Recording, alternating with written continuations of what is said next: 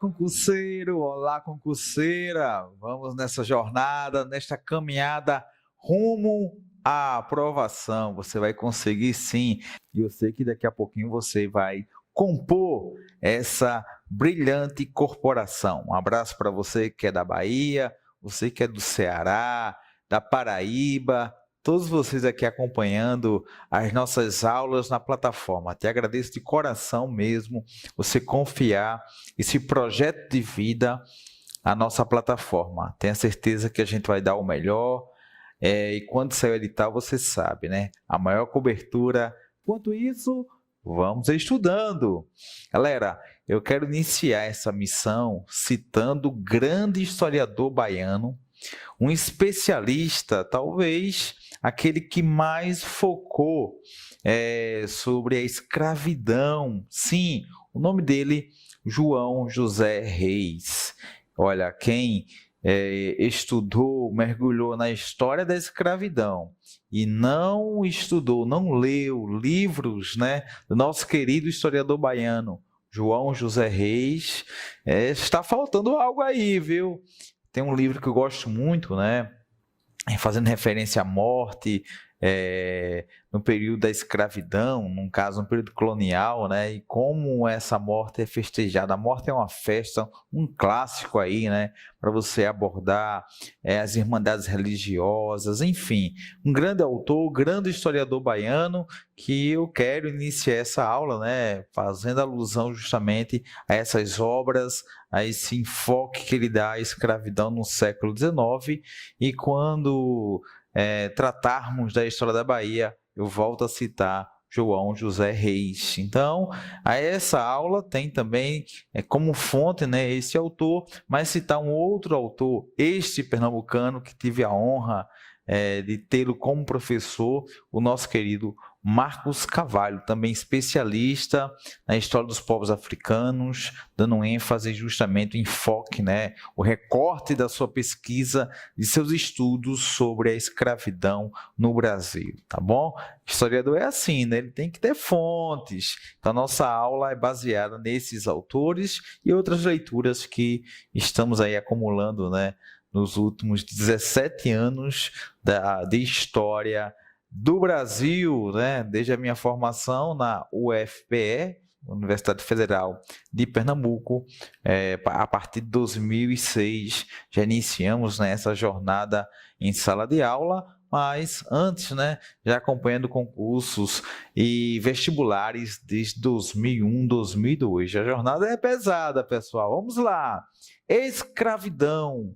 Olha, no edital do último concurso da Polícia Militar da Bahia, esse tema estava inserido na economia colonial, na sociedade colonial. A escravidão africana, que vai ser justamente adotada, desenvolvida em meados do século XVI. Ah, professor, e nas primeiras décadas, quem é que desenvolve esse trabalho na colônia? Quem desenvolve justamente são os índios. Na questão do contrabando, né, no caso, na extração do pau-brasil, você tem esses grupos locais que vêm desenvolver esses trabalhos através do escambo, a troca do serviço por especiarias, espelhos, aquilo que os grupos locais não tinham acesso. Então, aqueles objetos chamavam a atenção. E quando tem início a produção açucareira, os primeiros a desenvolver atividades produtivas são os grupos locais, os índios, e eles vão desenvolver isso, até algumas práticas, viu, concurseiro? Eu moro aqui no agreste de Pernambuco, e algumas cidades, a gente está ali no limite, né, agreste, Zona da Mata, algumas cidades como Carpina, Nazaré da Mata, são cidades que você tem ali na produção açucareira, e quando chega um período do ano, aqui em nossa cidade, algumas, o que a gente chama, né, de resquícios, né, da queimada, essa queimada que chamamos de coivara. E é impressionante que em 2019 você tem municípios produzindo açúcar e extraindo essa cana através da coivara, que é a queimada, e depois você tem aquele pó, né, que vai poluindo o ambiente, chegando até cidades mais distantes. Sabe quem implantou e desenvolveu isso? Os índios. Eles adotaram a coivara. Então, antes da colheita, fazia aquela queimada. Não sei se você já teve a oportunidade de entrar em uma plantação de cana, mas aquele pelo, né, você tem que é cortante, né? A folha é cortante e aquele pelo que deixa aí, né, a pele irritada, você fica coçando. É por isso que os boias frias, quando vão fazer o corte da cana, praticamente só deixa o olho ali, né, visível. A calça eles usam geralmente calça jeans, né, e claro, né, naquela estrutura precária de trabalho, né, muitas vezes você não tem esse cortador de cana com aqueles equipamentos seguros, né, para desenvolver a sua atividade. A condição a gente sabe que é bastante precária em muitas usinas, e a usina é a versão justamente atual daquele engenho. Então, professor, a transição da mão de obra indígena para a mão de obra escrava, ela ocorreu por quais motivos? O primeiro motivo, havia uma percepção entre os portugueses que esse índio ele era preguiçoso. Tá? Ele não estava habituado àquela atividade tão pesada que o corte da cana, a produção do açúcar exigia. Claro, é uma percepção equivocada, porque nem eu, nem você temos uma predisposição para ser escravo, para desenvolver atividades, né, com 14, 18 horas diárias. Não, o modo de vida daqueles que habitavam aqui antes da chegada dos europeus é um modo completamente diferente. A lógica do europeu é a lógica de mercado, a lógica capitalista, a lógica voltada para o lucro, que na época você tem o capitalismo comercial, o mercantilismo. Já aqueles grupos locais, eles não tinham necessidade de tirar todos os frutos, deixar lá em excedente, não. Assim que desse vontade, chegava lá, pegar uma manga, tomar banho no rio. Então essa percepção de que eles não eram habilidosos, eram preguiçosos, malemolentes, é uma das causas para inserir a mão de obra africana. Claro, essa não foi a única. Talvez a que mais pesou foi a questão do lucro obtido com o tráfico negreiro, isso mesmo.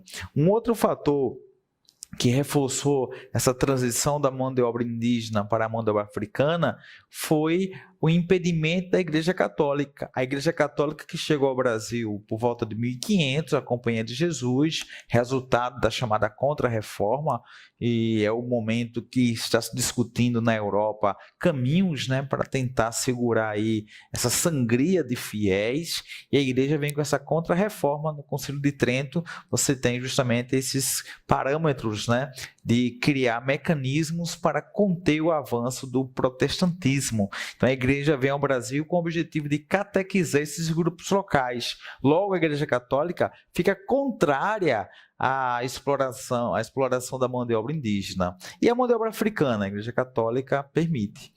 Então, o lucro exorbitante pelo tráfico, porque o escravo era adquirido na região africana, que vale hoje Angola, Moçambique. Você tem aqui a troca de objetos, né? Até mesmo de aguardente, por esses seres humanos que eram oriundos, né, da parte central da África.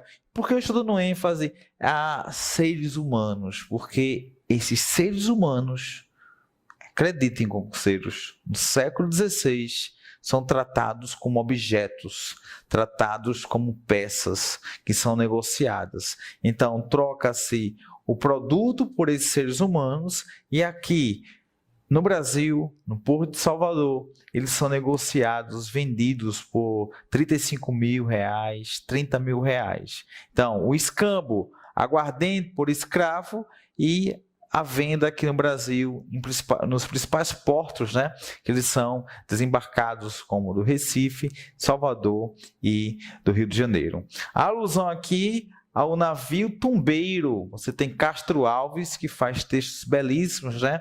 E o navio tumbeiro, faz alusão justamente à tumba. Você tem aqui, olha, escravos doentes, sem vestimentas, alguns já moribundos, talvez aqui já faleceu. Você tem também crianças amamentadas. Então, etnias diversas, e você tem justamente essa situação. Se aqui tivesse 100 escravos nesse navio, 30%, 35% ficava pelo caminho, morria pelo caminho. E desembarcando no Brasil, no porto de Salvador, do Recife, e aqui tem o início o comércio, esse comércio de escravos. A gente vai depois debater e trazer mais informações sobre esse tráfico negreiro. O alto lucro obtido pelo tráfico é um dos motivos para a inserção da mão de obra escrava no Brasil. Além disso, a pregação, os portugueses pregavam o ócio, ou seja, o desprezo ao trabalho braçal. Salientando que havia vários tipos de escravidão, havia o escravo de ganho, o escravo de aluguel. Você tem também o escravo doméstico, o escravo que desenvolve atividades no engenho, aquele que desenvolve atividades na mineração, que lá na frente eu volto a comentar quando falarmos sobre a resistência escrava, a cultura africana, E a gente vai ter um capítulo especial, porque aí o tema, o edital, do último concurso, trouxe falando sobre a lei da igualdade racial. E você precisa conhecer a história dos povos africanos para compreender melhor essa lei, tá bom? Para finalizar essa missão, economia colonial, além da produção açucareira, da mineração, lembra da pecuária desenvolvida no Nordeste, depois no sul do país, a pecuária extensiva, que desenvolve a charque que é consumida internamente, vai abastecer o litoral da Mata do Nordeste, vai abastecer também a região da mineração, principalmente a charque ou o charque que vem lá do sul, as drogas do sertão, que são especiarias do norte, agricultura de subsistência. Dentro do próprio engenho havia um espaço para o escravo produzir algo para garantir seu consumo, no caso o consumo próprio, economia de subsistência é aquela economia para consumo próprio. Então, o escravo, aquele que chamamos de brecha camponesa, desenvolvia práticas produtivas dentro do engenho. Um pequeno espaço para ele plantar o feijão e depois colher e se alimentar. Sociedade açucareira, alto índice de estratificação, ou seja, pouca mobilidade social. Sociedade escravista, fortemente religiosa, preconceituosa, uma sociedade em que você tem um homem, a sociedade patriarcal, o homem é a referência, o homem é cercado de privilégios, e a Igreja Católica reforçando esses privilégios. Sociedade rural, e você tem a sociedade mineira, que é relativamente urbana. A marca dessa sociedade é o aumento populacional também, e uma outra marca são melhores possibilidades para a ascensão social. Assim, concurseiro, a nossa primeira parte do edital, sociedade colonial, eu dei ênfase à economia e ao trabalho escravo. Na próxima aula, vamos abordar a cultura colonial, os jesuítas, os bandeirantes, e vamos dar aí prosseguimento a essa campanha rumo à aprovação. Concurseiro disciplinado será aprovado.